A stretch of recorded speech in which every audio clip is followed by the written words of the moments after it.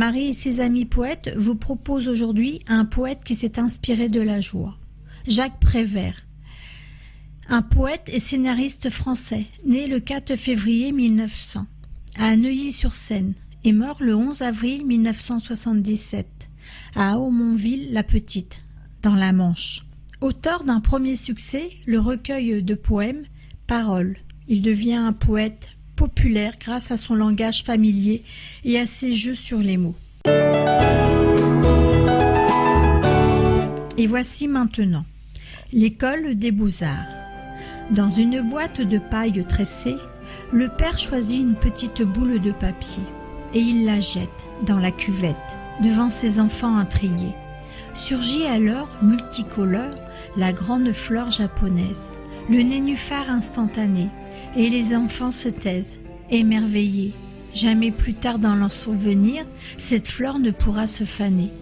Cette fleur subite, faite pour eux, à la minute devant eux. Mon coup de cœur aujourd'hui est Marie-Laurence Gonzalez. Elle est née à Dreux, en Eure-et-Loir. La vie l'a emmenée vers d'autres lieux. Sa vie a été de divers emplois. Après une vie active, diverse et variée, elle s'adonne à une de ses passions, celle de l'écriture. N'a aucune formation pour cela, simplement une irrésistible envie d'écrire. Et voici maintenant, en ma fin d'après-midi, le pavé a retenu rayon solaire en profondeur. D'une sieste achevée, je m'en vais en haut dehors. De mon jupon léger en fine broderie, s'y infiltre alors le soleil, jouant en douce ombre sur le sol. La chaleur est entrée dans les pores de la terre. J'ai recouvert capeline sur ma tête. Nonchalance de mon corps endormi en moi se laisse doucement s'évacuer, par ici rien ne presse.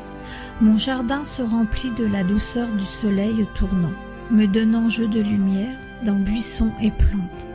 Je me tiens à la statue pour soustraire un caillou tranchant. Et la douce chaleur, je la sens presque vivante. Ma bretelle glisse sur mon épaule. Je sens la soie de l'air doux qui me frôle.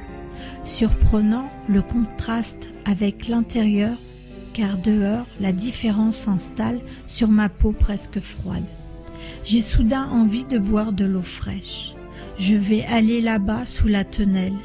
Il s'y trouve une fontaine naturelle. Dans mes deux mains en coupe, je vais m'y abreuver. Je ne veux pas rester à la maison, sans verre, je boirai. En détente ce soir, repas sera frugal. Pas d'autre envie, je m'installe. Sur la table de pierre, le calepin me happe le regard. Un simple écrit maintenant sur ma page s'étale. En ma fin d'après-midi.